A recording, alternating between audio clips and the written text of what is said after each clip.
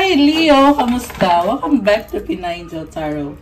This is your end of January 2025 love reading. General reading, kaya maaaring mag-resonate o hindi. Pero pag nag-resonate, comment nyo para alam ko. This is for Leo, Sun, Moon, Rising, and Venus. Tingnan natin ang energies connected sa'yo.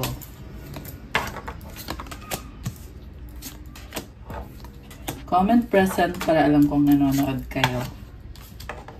Kumusta naman kayo mga Leo? I hope okay naman kayo dyan. Okay. Tingnan natin yung oracle message for you. For Leo, anong energies ang connected kay Leo? You have stress. Oh my gosh. Turbulence, tension, arguments. Huwag magpaka-stress, Leo. Huwag magpaka-stress. We have distance, separation, space, blockage. Magkalayo kayo. Nasa city to. So, posible magkaiba ng city. Obscurity, secrets, mysteries, concealing. Pain, apprehension, afraid, cautious.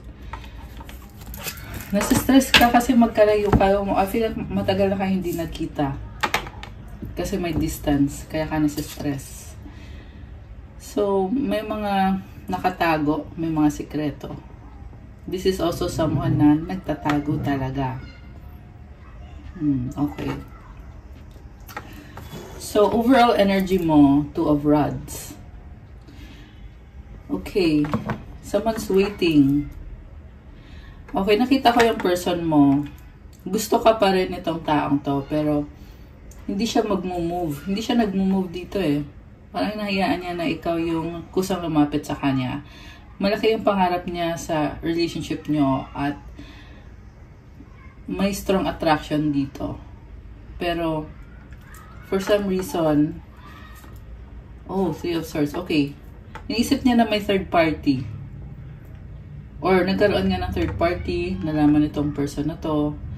O posible din na siya yung merong third party. Okay. Queen of Pentacles. Masyado siyang focus sa sarili niya, yung person mo. Focus about finances, stability, career, and self-love. Gusto mo pa rin tong taong to, pero hindi kayo magkasundo sa ngayon eh. Kasi very practical yung energy niya. So, ibig sabihin, focus niya talaga is yung mga priority niya. And mukhang meron ding someone dito na posible may relasyon na sila. Or, merong in-entertain na iba itong person na to. Okay. And we also have the Hangman, Chariot, Knight of Cups, the Lovers, and the Four of Rods.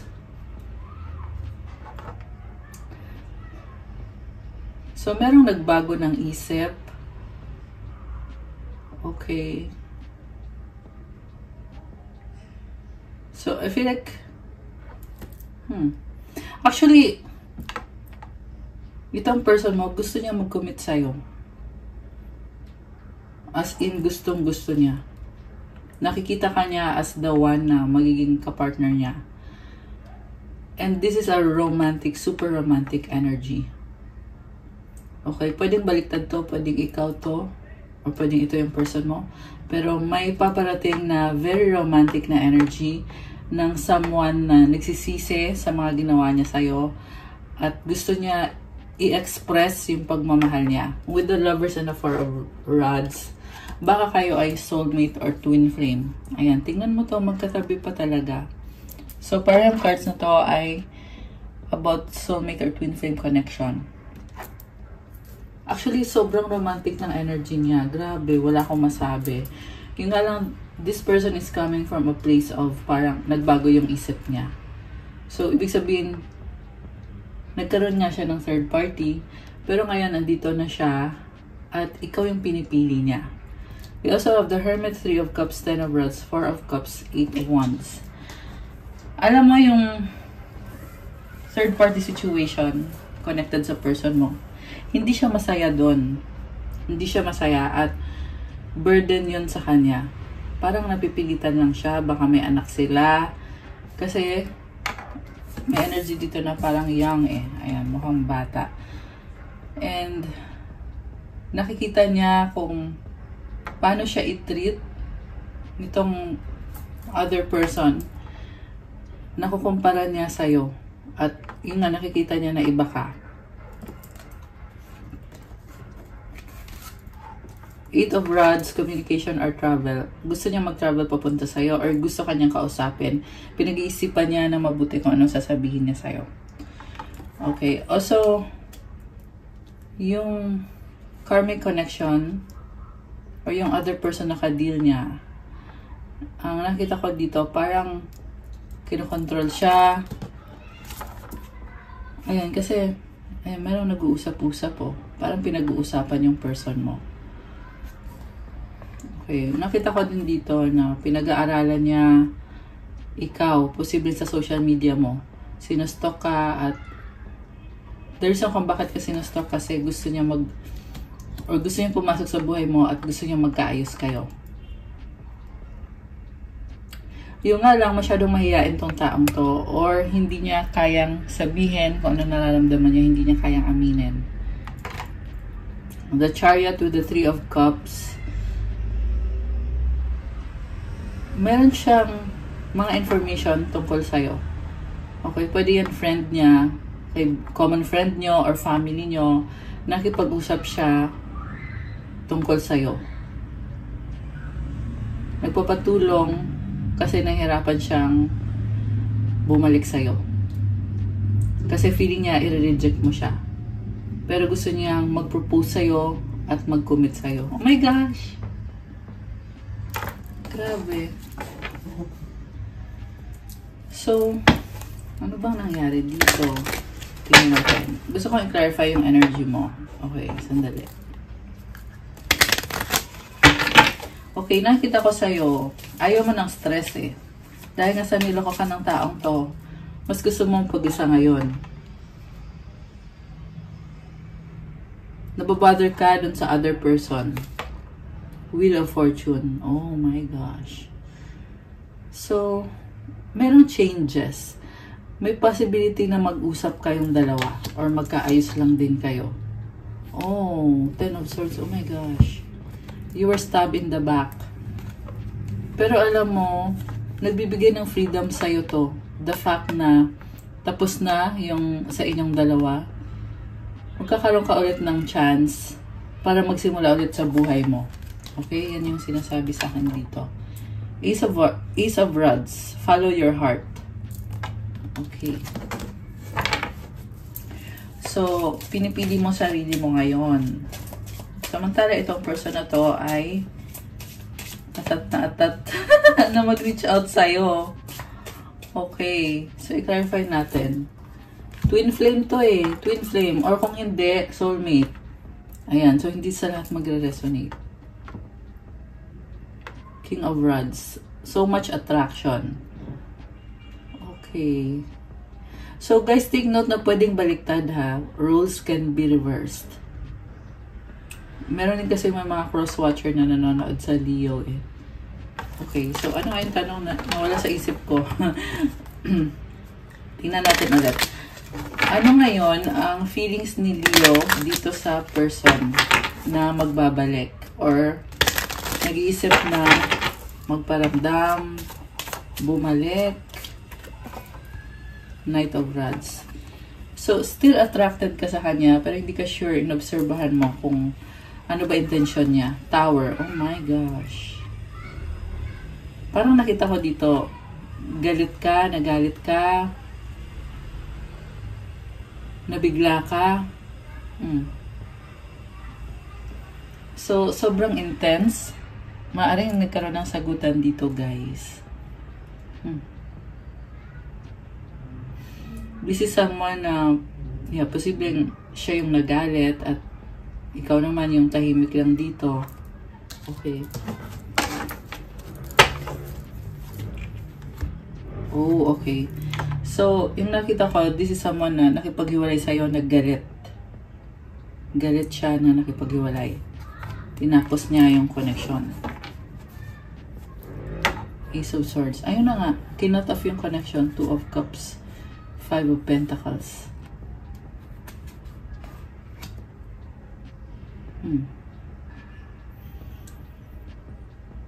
Parang hindi niya maamin na niloko ka niya or may kasalanan siya sa'yo. Yan yung dahilan kung bakit siya nagagalit dito. Kasi, pag inamin niya yon, edi mas lalo kang magkakaroon ng dahilan para makipaghiwalay sa kanya. Ace of Cups. Ngayon, may bagong simula. Gusto niya kumunik ulit sa'yo at mag-offer ng new beginning. Pwede din tong apology. Emperor. Oh my gosh. Page of Rods. Alam mo, this is masculine energy. Divine masculine. And gusto niya mag-invest sa'yo. Siya yung may control dito eh. Sobrang caring and nurturing na energy. Parang nahihiya siya sa'yo, pero may gusto siyang sabihin at gusto niya iparamdam sa'yo na invested siya sa'yo. Okay. Six of Cups. Pwede tong past life memories eh, na sobrang komportable siya sa'yo. Nine of Pentacles. Oh. Nine of Swords. I see someone na independent, pero hindi ka maalis sa isip niya. Nag-aalala siya at gustong mag-offer sa'yo ng bagong simula. Alam mo, this is someone na gusto kanyang regaluhan. Ayan. Ace of Pentacles with the Ten of Pentacles. Pwede tong someone na very generous at bibigyan ka ng pera. Ayan. Grabe. May parigalo. Okay. High Priestess. Mabibigla ka kasi masyadong tahimik to eh. Very secretive. Marami din siyang sekreto. Parang yung gift na ibibigay niya sa'yo, peace offering, kasi nagigilty siya sa mga nagawa niya na alam niyang masasaktan ka or hindi ka matutuwa sa mga ginawa niya. Okay. Actually, alam mo yung ginawa niya eh. Malakas sa intuition mo. Six of Swords. Gusto na lang niya na magkaayos na kayo at kalimutan na kung ano yung nangyari sa past. This is someone na mabilis mag-adjust. Two of Pentacles. Medyo manipulative, medyo playful. I feel like you enjoy each other's company. Nag-enjoy kayo eh, kahit na parang magkaiba kayo. Kasi marunong siyang mag-manipulate ng situation. Not in a bad way, but in a way na parang pinapagaan niya. So, ganun siya magpakita sa'yo na nagkikare siya. Nine of Cups. Kasi wish fulfillment ka niya. Enjoy na enjoy siya sa connection yung dalawa. Okay. Paano mo tatanggapin to?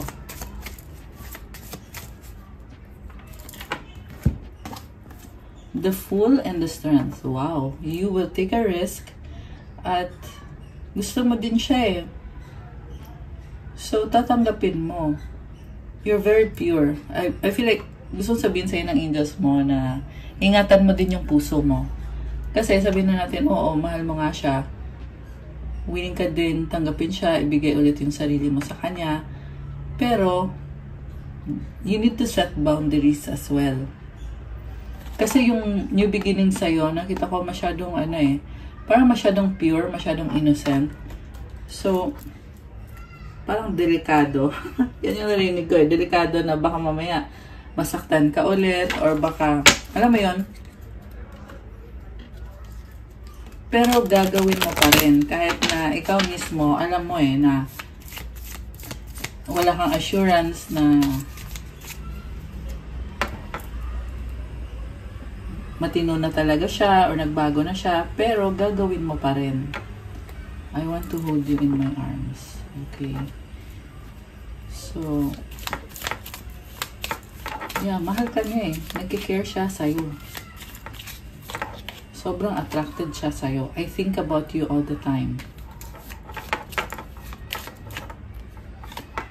I need to sort things out first before I can come to you.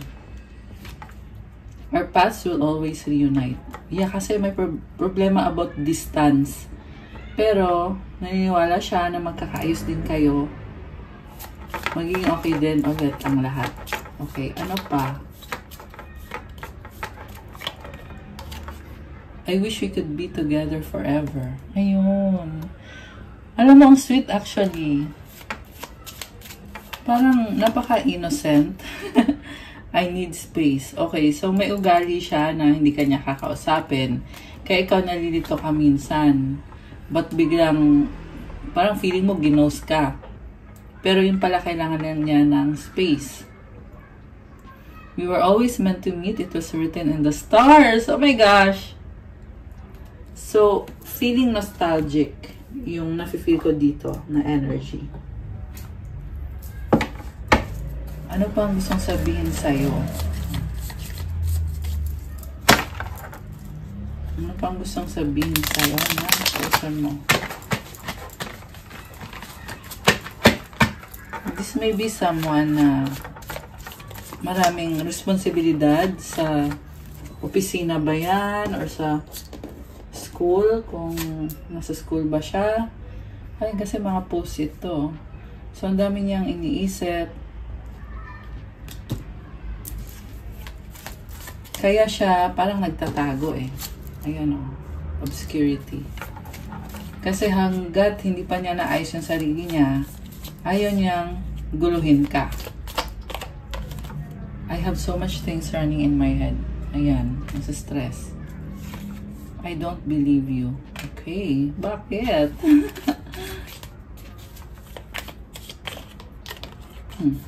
I'm not happy anymore. Oh my gosh. Aquarius. So, baka yung kadin mo ay Aquarius or meron yan sa chart.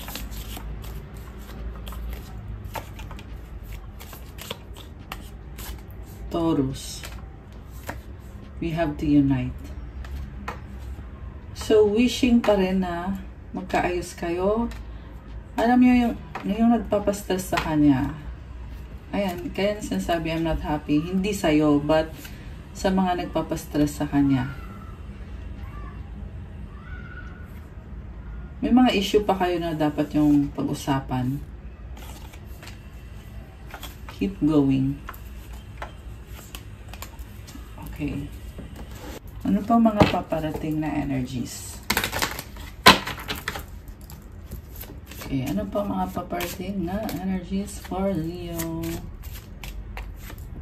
Divorce. Oh my gosh, experiencing a breakup. So, hindi pa talaga okay. Pero, very optimistic yung nakita ko sa person na to. Parang alam niya na magiging okay kayo. Or dahil talagang kiniklaim na niya na okay na kayo kahit hindi pa. Kasi naniniwala siya na meant to be kayong dalawa. Honeymoon. Honeymoon phase, attending someone's wedding. Mukhang travel eh. May plane, no? So, baka gusto nyong mag-travel together.